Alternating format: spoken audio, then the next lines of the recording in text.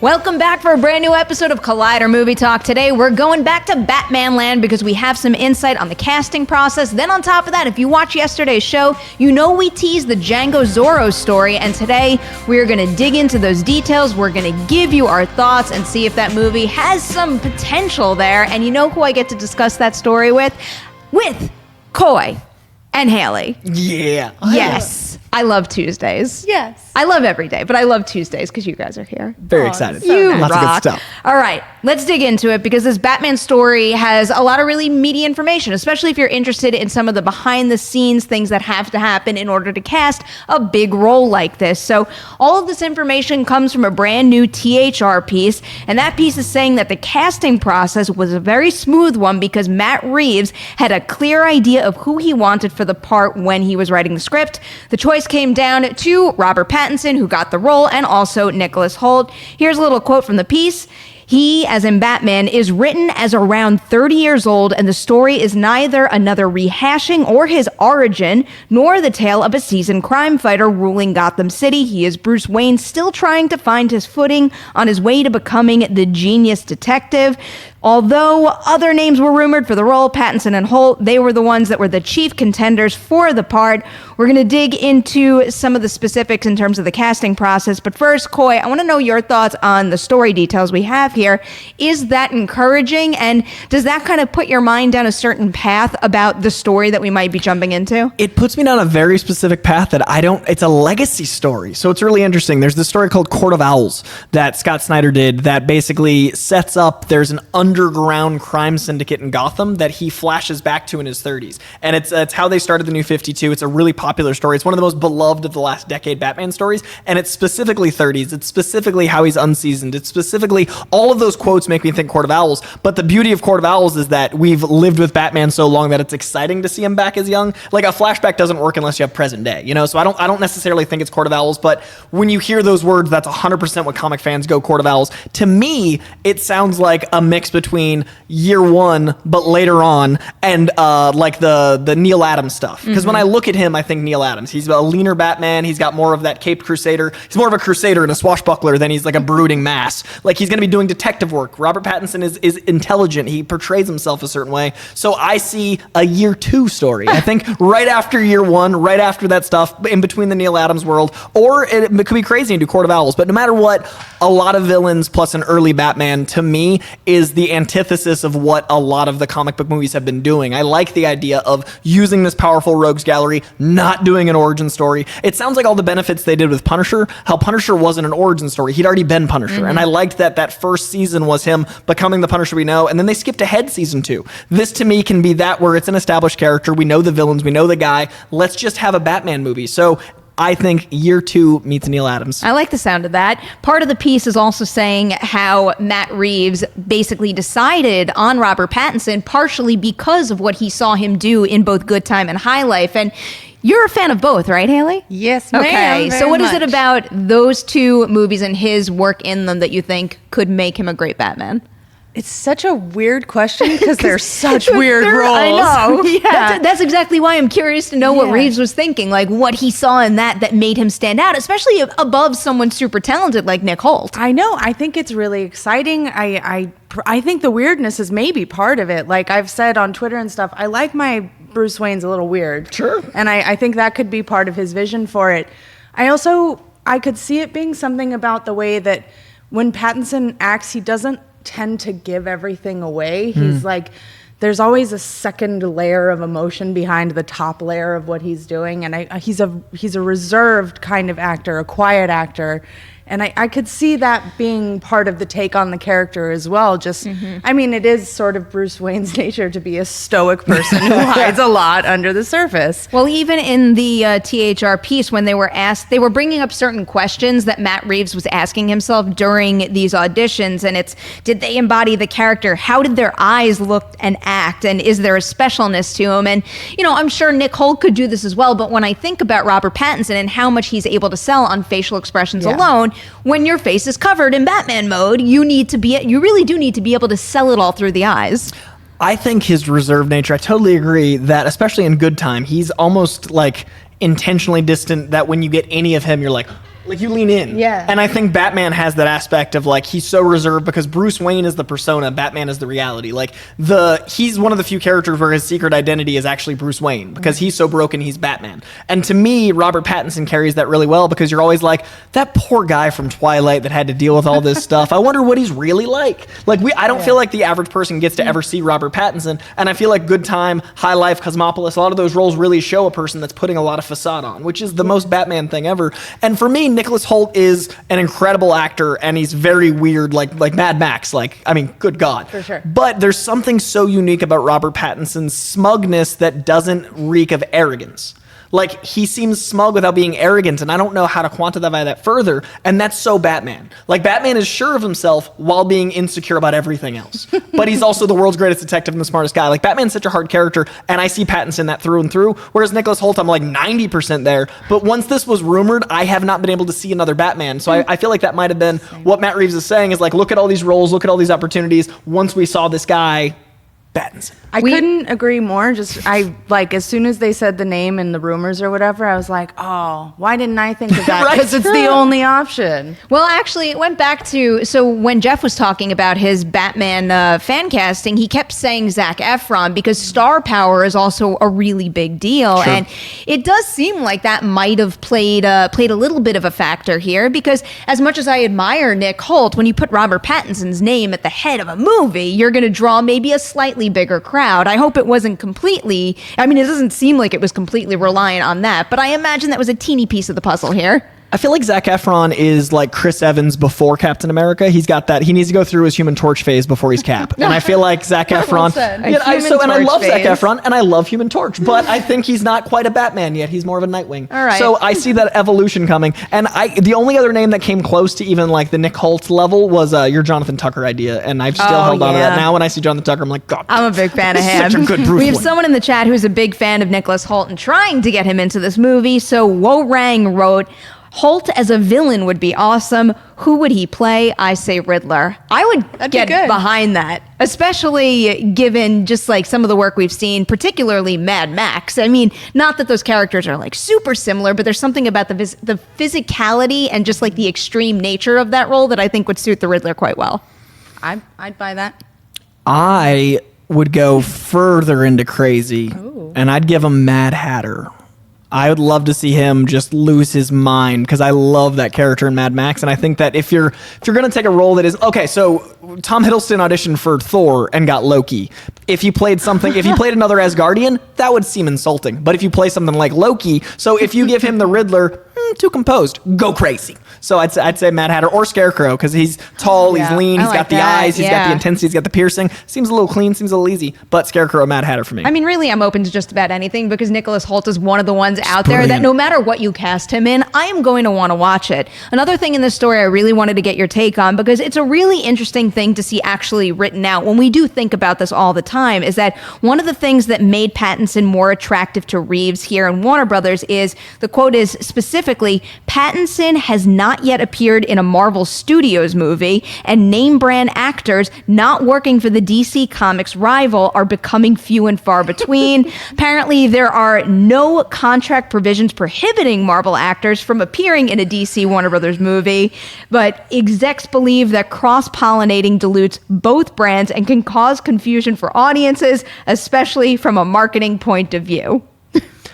That's not fair to like people. That's so dumbing. Like it's assuming our dumbness in a way that's not fair. Like, how is that Tom Hardy got Bane and Venom? Like, we're not dumb. I think the reasoning. I think the reasoning is a little dumb. Also, because if you're going to put this major character in an actor's hand, you would do so with the hope that that actor could lose themselves in the role. The only thing that I think is good about this isn't what they articulate, and it's the fact that, if someone has a big superhero movie opportunity over there, let's give it to someone else over here for diversity's sake. But that's not what they're talking about here. No, and it's like we just saw that not be true with Josh Brolin. We know that audiences can, like, and it was also two giant tentpoles. Yeah. And Chris Evans, back to Chris Evans, that perfect man. He's played like 5 superheroes. Like, and it's always a different diverse role, and it's always like a very charismatic performance that doesn't make you think of the other. And he arguably went on to be like the favorite of that, the whole first phased. I'm like upset at the I know. entity, like an How unnamed rude. source. Like, who are you person that thinks we're dumb? Speaking about having brain space for two different things on the big screen, Josh Herrera in the chat is asking, do you honestly think general audiences want two different DC universes on the big screen? Yes. Yeah. Yes, because DC and Warner Brothers are finally doing something super different. They're taking these opportunities to explore different stories, different toned movies, and I think it's genius what they're doing right now, especially with a filmmaker like Matt Reeves working on this, with what they're doing now with The Trench basically going off from Aquaman. I think Shazam had a completely different feel, and then we've got The Joker. We've got a mid-range budgeted movie where they're going to take some serious risks and do something kind of crazy and standalone.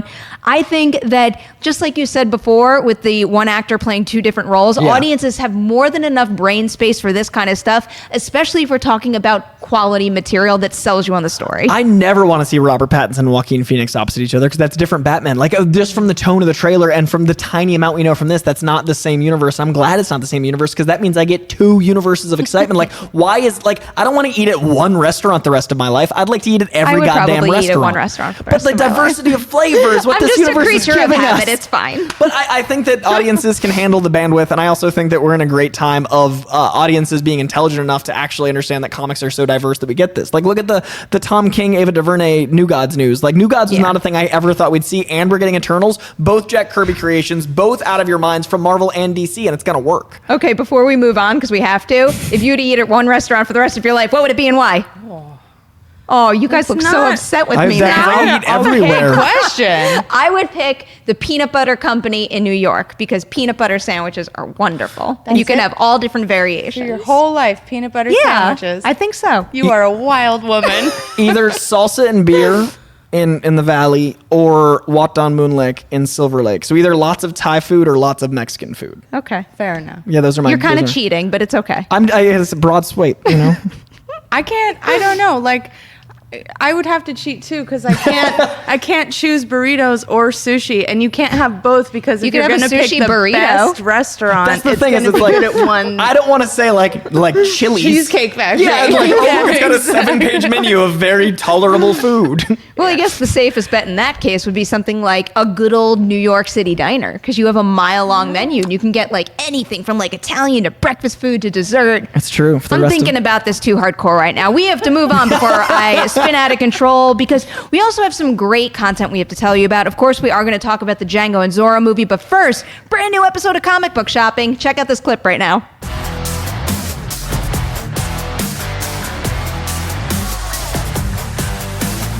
I'm Coy Jandreau. We're here at Golden Apple Comics in the heart of Hollywood, right on Melrose, and I am here with Alexandra Shipp. Yes, Storm herself. One day it's gonna work. What?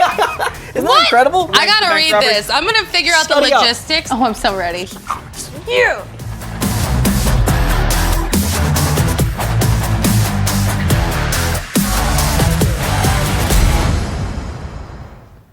And if you want even more Dark Phoenix coverage, in addition to that episode of Comic Book Shopping, you know what else you also have coming your way? A non-spoiler review that I did with Coy, coming later tonight. And then on top of that, Heroes tomorrow morning, where they are also going to talk about their thoughts on Dark Phoenix. All right. Non-spoiler in the morning, but we moved it tomorrow for the embargo. It would be Yes. up later today. This is the time to tell you in the morning, non-spoiler for safety. Makes sense. All right, next story is this Zorro Django story. So this is a bit of a mouthful, this read, but I want to make sure you guys all understand what this story actually is.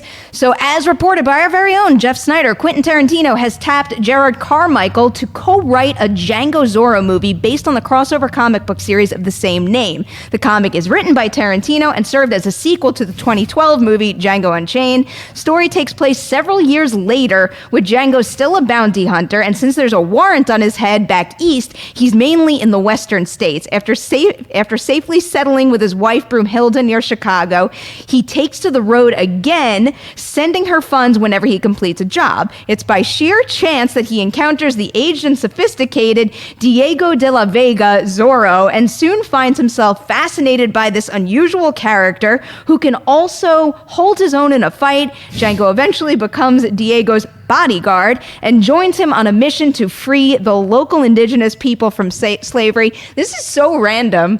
I mean, did I just miss this comic when it came out? I think we all did. Yeah. I've never heard, I didn't know Tarantino wrote a comic. I recognize the artist because he does a lot of great work, but I don't know this book at all. I think I would, it's a very strange sentence. Everything you just read is weird. Well, that's why I had to read the whole thing, because I did not know how to get the point across clearly without just going for it. And these things do happen. There's a Star Trek XMen crossover comic. Archie is teamed up with Punisher. Eminem's teamed up with Punisher. All these things happen and they're in print. You can read them. It doesn't mean we'll get a movie out of them. I don't think John Bernthal and Eminem, though they tweeted each other, which is the best thing ever, will be in a team up together. But this sounds like it might actually be viable. And I didn't know I needed a Zorro. A Zorro. Or a Django. Oh, no. I mean, I wonder if this is going to be kind of like a new phase or fad. And, granted, this is in the very early stages, so we don't necessarily know if this is ever going to move forward. But I do wonder if once we hit the point where we have so many established franchises that you can't keep rinse, washing, and repeating, if all of a sudden it's mash that up with that and that and that. I liked Jay-Z and Linkin Park's mashup album. I might a Collision Course is dope. Maybe we get Antonio Banderas to reprise his role as an older Zorro with Jamie Foxx. I'm at least there. I would never say no to that. It's so random. You can't kind of be, but let's try that. And the other big question here is, could this possibly be Quentin Tarantino's last movie? Because he has said he's going to retire after 10. And in reading Jeff's piece on this, I agree with him. It seems like a crazy scenario to me that he would make this his very last movie. There's a possibility he could fill a producerial role and he would just be super key in picking someone to direct it. That's where I stand.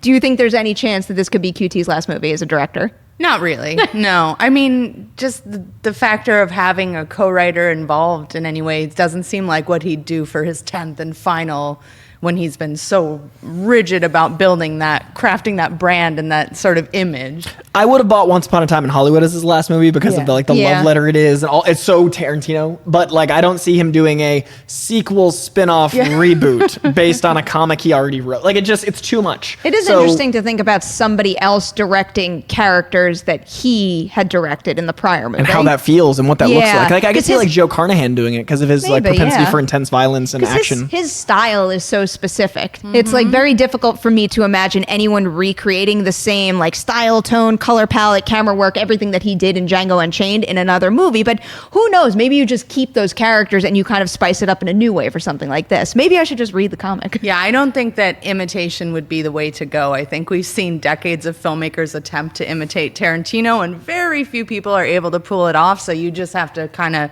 drop those characters into a new filmmaker's world. So and maybe that's why you bring in Zorro, so it's not a Django sequel, so you have a different flavor. Because if you make a Django sequel without Tarantino, but if you make a Zorro movie, right? Who knows? A Zorro movie. Oh, that's going to start becoming a thing now, isn't it? All right. We wanted to save a couple moments for your live chat questions. But before we even get there, I wanted to ask, just because we cover the two biggest news stories of the day, and sometimes some of the smaller movies get lost in the mix. And I saw this movie at Sundance called Loose, starring Kelvin Harrison Jr. and Octavia Spencer. And I thought the movie was phenomenal. Trailer dropped today. What'd you guys think of it? Looked really cool and surprised me because when I started it I didn't read anything about it, so I was like, what is this drama that I am watching here, which is not my vibe, as you well know. But I don't know, it's got those mysteries that kind of stack up and you can't argue with that cast one bit. I'm trying not to weigh in too much because it's like a mind-bending movie. It's at 1 second I think it's saying something and then it's saying something else, and it leaves you in a place where you actually had an experience where you considered every single side of a certain situation, and I find that to be a really special movie-going experience. I love We Need to Talk About Kevin a lot, and this reminded me of that vibe where it's a movie where you're I'm on this side, I'm on this side, I'm over here, I want this, I need this, and I liked that 40 seconds into the trailer there was a twist. I really liked that. I was watching the trailer, I'm like, okay, Sundance, and I want more of that. So if the movie is as twisty as the trailer, which I think it has to be, then I'm definitely in for this kind of film. And we don't have enough mid-range movies or Like Changeland is one of my favorite movies this year, and I feel like not enough people know about it because it's an independent film. It's a smaller film, and Changeland literally made my top 10, and I'm actually overwhelmed with all the giant stimuli movies. So I want more of these movies to get attention because I love all of them, and I host Collider Heroes. But like, there's enough people talking about Batman. Like, I want Loose to get attention. I want Changeland to get attention. So I think this is a great opportunity for those type of movies to get out there. Absolutely. You know what else should get a lot of attention right now? Let's say Jurassic. All right. Thank you, J. Scott, for real, for letting me talk about this franchise.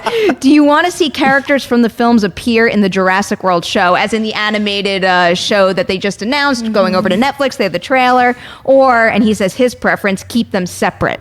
So do we want characters from the film franchise in that show or keep them separate? I love the Jackie Chan animated series, and I feel like that didn't have to need to tie into the Jackie Chan movies, but it still felt like Jackie Chan. The leads of Jurassic Park are the dinosaurs. As long as the dinosaurs are there, I'm there. But if they make cameos and it's the actual voice actors, even the sound alikes, no, I don't want them. I take it back. I changed my whole tune. Just the dinosaurs, but new humans. I think there's ways to do it. So watching that first of all, watching that trailer and reading the synopsis, I hope that this is set pre-Jurassic World, because otherwise it doesn't make any sense. And in that case, then all the people who had been working at the park would likely be there. So there could be a real reason to have Bryce Dallas Howard chime in at a point, or Dr. Wu update the kids on like the status of the Indominus or something. Sure. I don't know. I think there's opportunity to do it. I just wouldn't go crazy with it.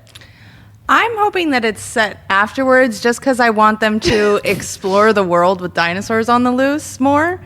And that's really my only strong opinion. So I just want to see what happens to the world when we got a butt ton of dinosaurs roaming around doing whatever. A group of kids going to Camp Cretaceous after like destruction. Why not? Hey, I would watch that version of it too, so I can't argue with that. Going back to Loose really quick, Dan Allen is saying, I saw the Loose trailer and it looks good. Octavia Spencer is taking chances and they are paying off.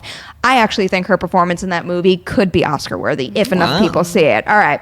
I think today is a day to wrap on a food question. So good theme. Luis E. de la Pena is asking, if you could have a movie about your favorite dish, dessert, or restaurant made, which would it be? This is a big question. A movie? A movie made about a restaurant. Dish, dessert, or restaurant? Well, yeah. So I feel like the easier way was restaurant. Yeah, but I'm not going easy. Of course you're not. You're going to have a movie, Coy, about a spork's journey through a restaurant or something. Toy Story 4. I don't know. I would like a movie made about a dish known as a steak picado burrito.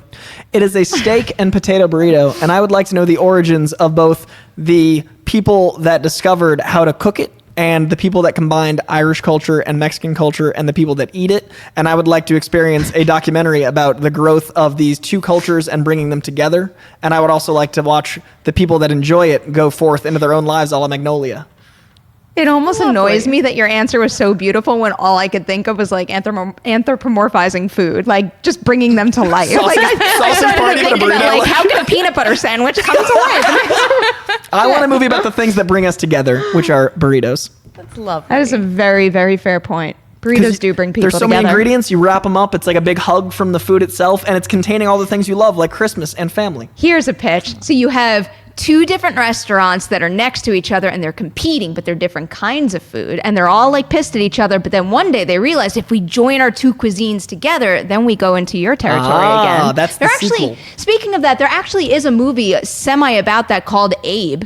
It stars Noah Schnapp, who's obviously in Stranger Things. It played at Sundance. I wouldn't say it's the greatest thing I've ever seen, but it's very kid-friendly, especially for kids who are interested in cooking. And it's all about him learning how to cook and uniting different flavors from different cultures. Did you see The Founder? Did you guys see The Founder? About yes. McDonald's? I loved The Founder. That Founder's was a great. restaurant I never expected to be invested in McDonald's. I guess you can do pretty much any restaurant if you get a good story and a Right. good actor. I want more movies about New Orleans food, just because it's got wonderful tradition. I know that we have a couple of them already, but I'd like to see a non-Disney animated film about that, I think, Or honestly, any movie except a documentary, because I think there are 1,000 documentaries on New Orleans food.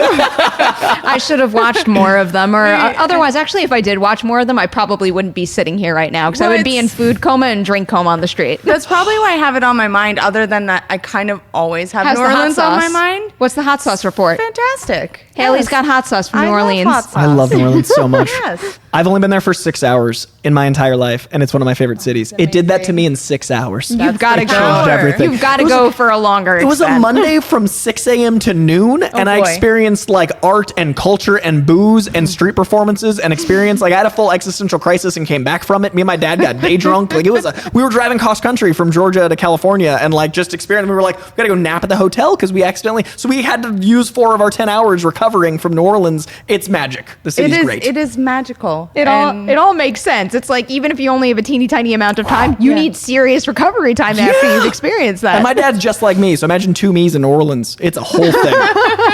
I'm just like picturing you and dad eating New Orleans food with sporks now, and then Yes. like stressing about it while you're having But it. also talking about like the broad strokes importance of life. New Orleans. Very coy. Very coy. Hot sauce is very Haleigh. Peanut butter sandwiches are very me. So now you know all of our food profiles. Thank you guys so much for watching this episode of Movie Talk / Food Talk. Coy, Haleigh, thank you for being here. Adam, in the booth, you rock. So to all of you guys out there, we really appreciate your support. So if you could like and share this episode, tell everybody you know about Collider Movie Talk on the YouTube channel and on the podcast network as well. And guess what? We're going to be back tomorrow, 3 p.m. PT live for a brand new episode.